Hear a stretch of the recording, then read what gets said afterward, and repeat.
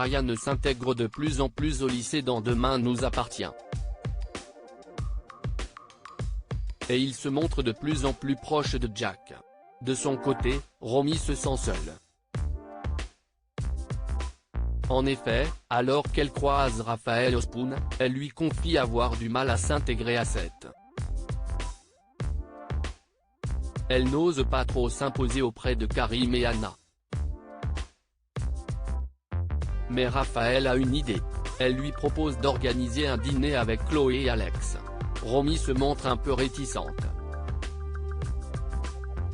Elle craint que Chloé ne veuille pas la voir à cause du comportement de Ryan au lycée.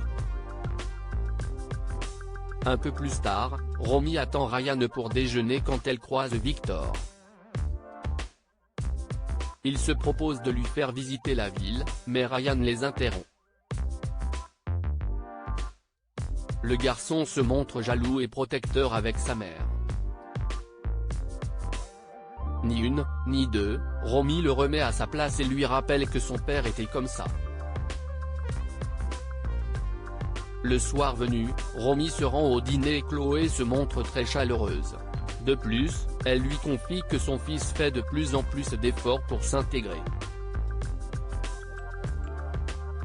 Romy se confie à Chloé et explique vouloir travailler.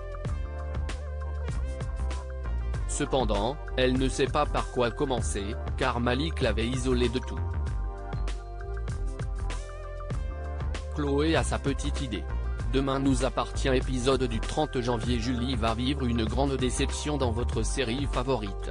Bruno Paoletti la rejoint au Spoon et lui propose de partir en week-end. Julie l'incite à inviter Nathan.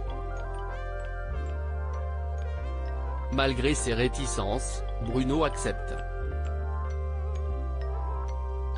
Ni une, ni deux, Julie propose à son demi-frère de les accompagner. Nathan n'est pas dupe, mais finit par accepter pour faire plaisir à Julie. Il décide malgré tout de retrouver son père face à face afin de mettre les choses au clair.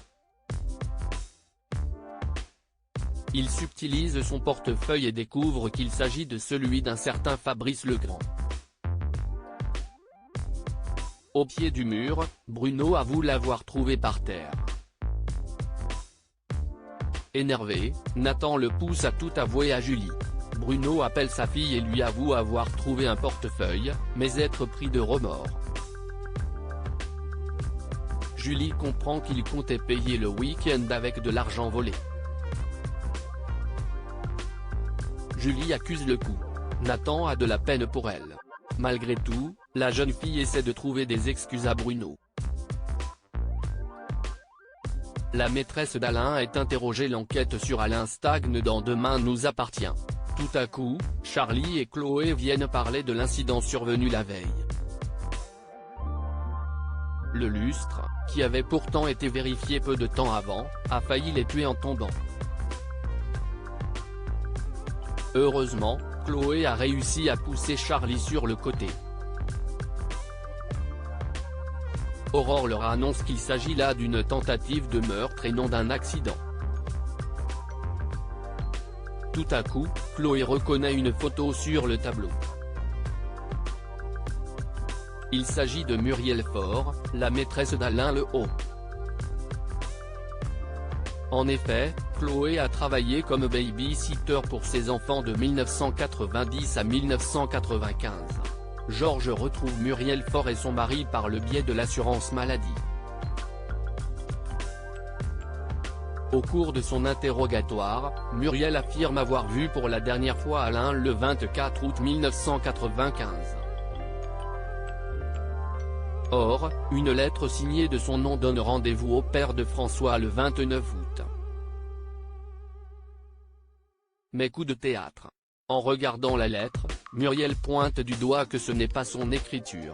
View this post on Instagram à post shared by Demain nous appartient @dna-tf1. Parallèlement, Lisa interroge Patrick, le mari de Muriel. Il confie ne pas avoir su dès le début pour la liaison de sa femme. Cependant, lorsqu'elle a souhaité vendre leur maison de 7, il a tout de suite compris qu'elle avait quelqu'un d'autre. Elle a fini par tout lui avouer. Bien que très blessé par sa tromperie, il n'a jamais cherché à rencontrer Alain Le Haut. Le soir tombe sur 7 et François ne peut pas s'empêcher de regarder les réseaux de Muriel Faure. Adam l'incite à arrêter de se faire du mal, mais François veut en savoir plus sur la femme qui a brisé sa famille. Tout à coup, François reçoit un message d'un certain Le Haut 1995. L'inconnu prétend savoir ce qu'il est arrivé à son père. Pour connaître la suite de Demain nous appartient, rendez-vous demain sur Next Plus.